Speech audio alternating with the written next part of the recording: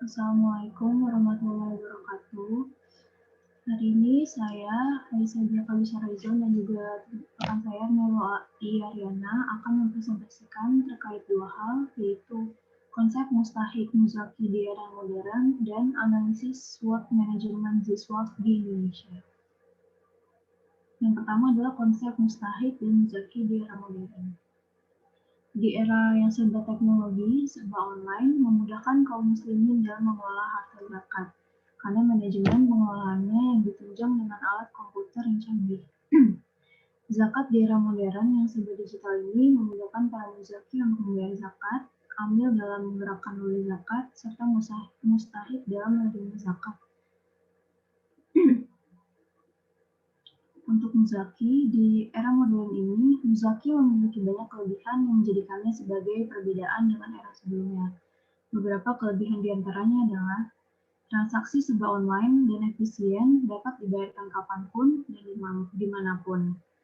Lalu muzaki diberikan pilihan untuk memilih calon mustahiknya sendiri. Lalu muzaki mendapatkan informasi dan transparansi amil secara real time. Muzaki mendapatkan fasilitas berupa fitur pembayaran digital yang banyak pilihannya, kalkulator zakat, dan lain-lain. Namun dengan maraknya media digital menjadi sarana membayar zakat, amil tetap diharapkan zakat tidak meninggalkan layanan zakat secara langsung sesuai ajaran Al-Quran. Seperti dalam At-Taubah ayat 103, bahwa doa dari amil zakat akan menenteramkan jiwa muzaki. Lalu selanjutnya adalah untuk mustahik, memiliki keuntungan juga yang disebabkan oleh digitalisasi zakat di era modern ini. Beberapa di antaranya adalah dengan meningkatkan penghimpunan zakat karena kesadaran zakat yang juga naik, penyaluran zakat juga akan meningkat pada mustahik dan juga akan lebih cepat. Mustahik lebih mudah mendapatkan informasi mengenai penyaluran zakat yang dikelola oleh amil. Dan yang terakhir adalah membantu perluasan wawasan mustahik terkait peluang usaha di era digital.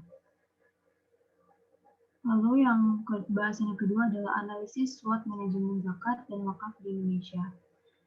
Poin pertama ini ada kekuatan dan kelemahan dalam penghimpunan ZSWAP. Banyak lembaga amil zakat yang sudah well established dan dipercaya oleh masyarakat, juga dilengkapi dengan organisasi OPZ yang juga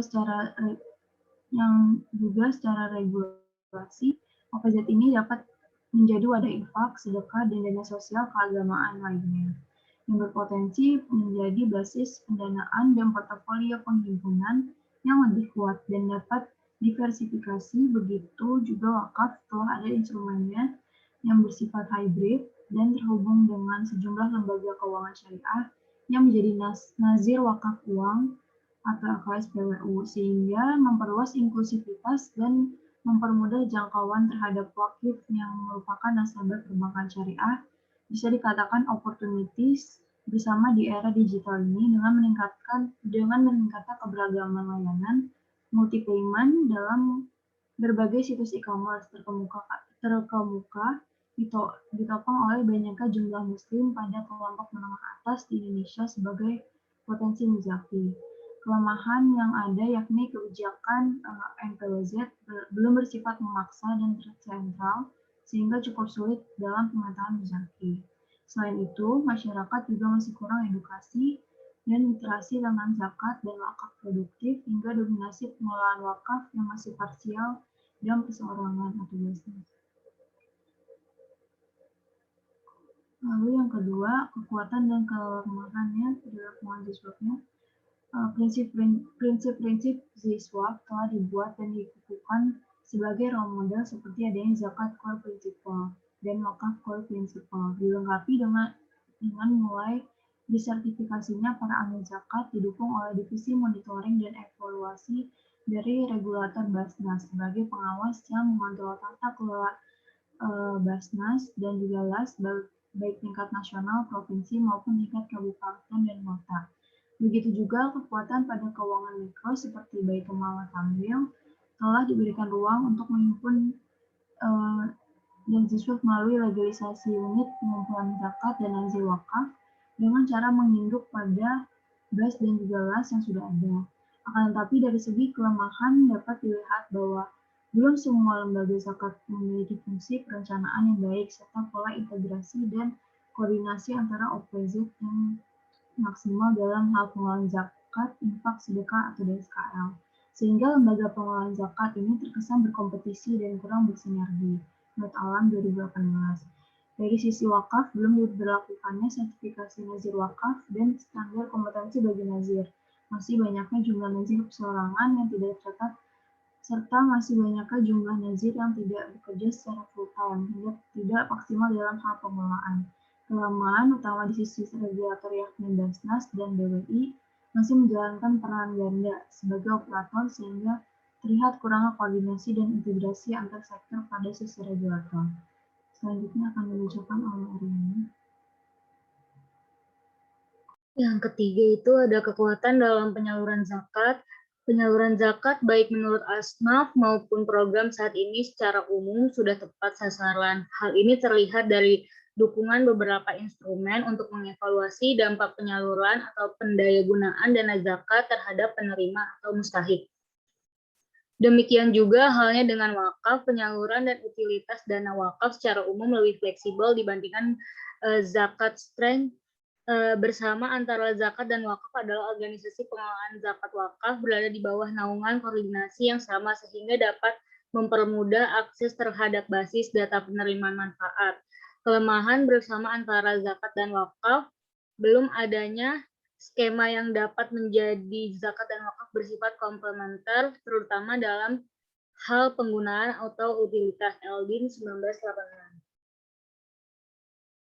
Yang keempat itu peluang dalam penghimpunan Ziswaf. Tersedianya layanan zakat berbasis revolusi industri 4.0 seperti layanan zakat berbasis mobile, crowdfunding, atau internet banking pada sebagian lembaga keuangan syariah dan wakaf juga sudah terdapat sejumlah lembaga keuangan syariah yang menjadi nazir wakaf uang sehingga memperluas inklusivitas dan mempermudah jangkauan terhadap wakif yang merupakan nasabah perbankan syariah. Bisa dikatakan opportunity bersama di era digital ini dengan meningkatkan keberagaman layanan multi payment dalam berbagai situs e-commerce terkemuka ditopang oleh banyaknya jumlah muslim pada kelompok menengah atas di Indonesia sebagai potensi muzaki. Intensi berdonasi masyarakat Indonesia yang tinggi, Indonesia menempati peringkat nomor 1 dalam World Giving Index tahun 2018, sedangkan yang masih dianggap sebagai ancaman dalam penghimpunan Ziswaf adalah masih kurangnya kesadaran masyarakat Indonesia untuk membayar zakat pendapatan secara rutin. Penyebab utamanya karena masih kurangnya edukasi dan pengetahuan masyarakat Indonesia tentang nishab dan haul.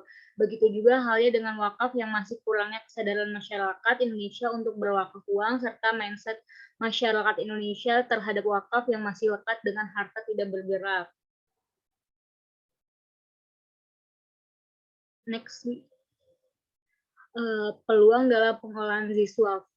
Antara lain sudah adanya perhatian dan pemetaan bersama dengan lembaga internasional, misalnya UNDP, untuk memaksimalkan penggunaan zakat dalam mencapai target SDGs di Indonesia. Banyak pesantren yang dibangun dari tanah wakaf, sehingga pesantren memiliki potensi besar menjadi laboratorium pengelolaan wakaf produktif di Indonesia. Ancaman dalam pengelolaan Jiswaf antara lain itu penyaluran dan penghimpunan sangat bergantung pada kondisi perekonomian dan sosial pada masa tertentu, sehingga baik penghimpunan maupun penyaluran dapat menjadi sangat fluktuatif. Wakaf juga demikian halnya.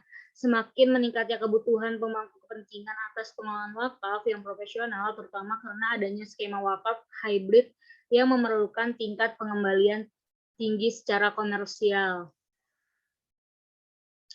Yang keenam itu peluang dalam regulasi dan kelembagaan Jiswaf.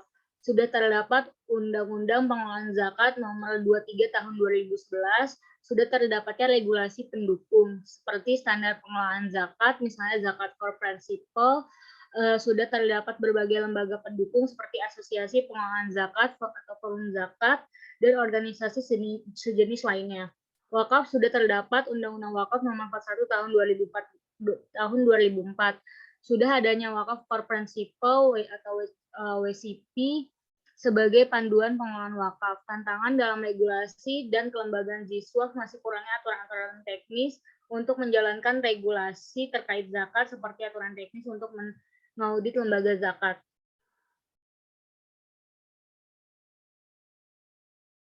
Peluang SDM dalam hal pengelolaan Ziswaf di Indonesia sangat besar. Ini ditandai dengan telah dibuka program studi Ziswaf di beberapa perguruan tinggi negeri dan swasta, dan adanya aturan tentang sertifikasi amil zakat dan nazir wakaf.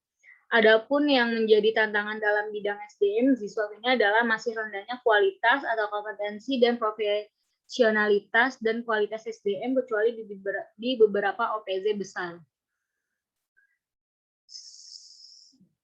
Sekian presentasi dari saya dan Dia, kurang lebihnya mohon maaf. Apabila ada pertanyaan boleh diajukan. Silahkan. Baik, terima kasih presentasinya. Memang sebetulnya kalau bekerja grup tergantung ini ya, besaran tugas dan tanggung jawabnya ya. Kalau 2 orang itu relatif lebih efektif sebetulnya daripada berbanyak orang seperti itu. Barangkali tidak semua bisa berkontribusi mengerjakannya. Nah, ini saya nilai efektif. Kemudian ulasan yang pertama, akhir-akhir ini saya menemukan kemiripan ya, konten PPT atau materi yang disampaikan oleh grup kelas ini dengan grup kelas lain kemarin di angkatan 2017.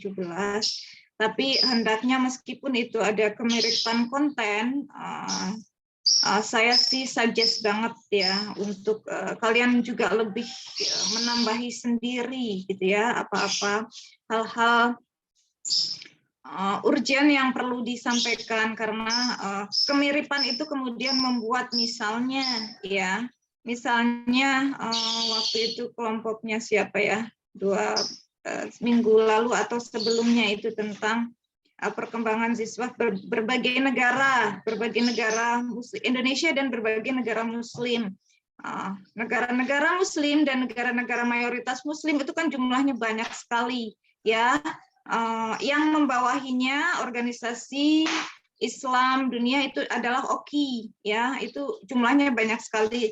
Tapi kemudian sama PPT kelas ini dengan PPT kelas yang lain itu kenapa yang diambil negara lain, negara Muslim atau mayoritas Muslim lain itu yang diambil itu sama 2 negara saja, dan 2 negara itu adalah Kuwait dan Malaysia seperti itu. Kenapa tidak mengambil negara Muslim lain atau negara mayoritas Muslim lain, padahal jumlah negara di bawah OKI, organisasi negara Islam dunia itu banyak sekali. Itu sih refleksinya ya, evaluasinya dari saya. Andaikan kalian berdiskusi tentang pengerjaan PPT ini karena memang temanya adalah sama, hendaknya kalian bisa menambahi apa-apa yang perlu ditambahkan dan tidak harus sama dengan kelompok di kelas lain.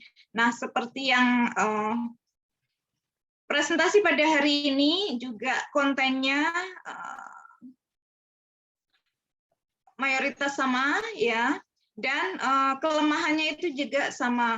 Kalian kelebihannya dulu saya sampaikan, kelebihannya kalian banyak membahas detail spesifik tentang SWOT-nya sampai dipaparkan terhadap peluang dan tantangan seperti itu di akhir-akhir slide. Tapi kelemahannya dengan kelompok di kelas lain juga sama, itu kurang membahas secara spesifik tentang pergeseran paradigma muzaki dan mustahid, paradigma klasik dan paradigma modern. Tadi di awal slide presentasi langsung dipaparkan tentang paradigma modernnya. Nah, saya terkait dengan hal ini tentu saja ada tanggapan atau pertanyaan, tapi saya persilahkan kepada audiens dulu untuk menyampaikan. Silahkan kepada grup yang presentasi sekarang.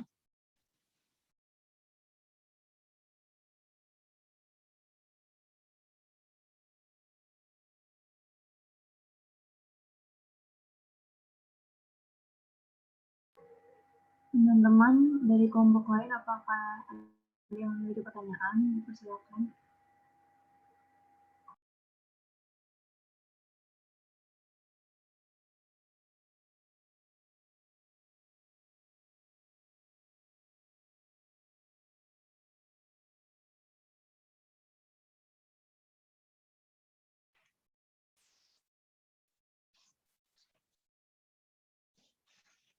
Baik, kalau belum ada, saya awali dari saya. Silakan untuk dicatat ya di slide biar ada recording diskusinya. Ada ya. Yang pertama seperti tadi saya sampaikan, saya concern ke awal-awal topik karena ini kan seolah dua topik yang di-squeeze jadi satu ya. Tentang penekanan topik atau tema yang pertama itu saya kepingin mendapatkan penjelasan tentang aspek apa yang menonjol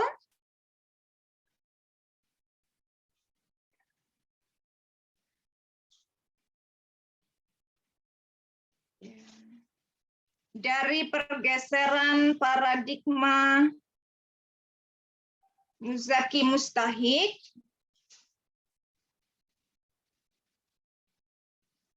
ya, di era klasik dengan yang di modern.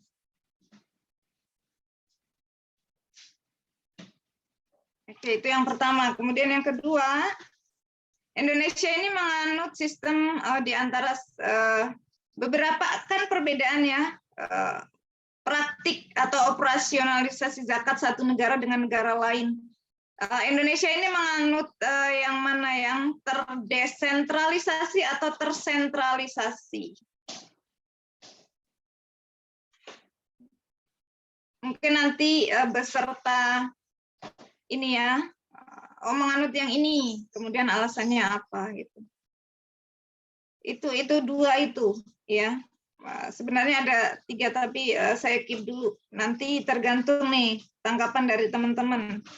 Diskusinya hidup atau tidak. Karena sebenarnya teman-teman audiens tidak melulu hanya bertanya, tapi bisa menanggapi ya, ikut menanggapi, ikut menjawab pertanyaan yang muncul, seperti itu. Silakan. Izin berdiskusi terlebih dahulu ya, Bu. Ya bisa, sambil menunggu yang lain juga untuk bereaksi.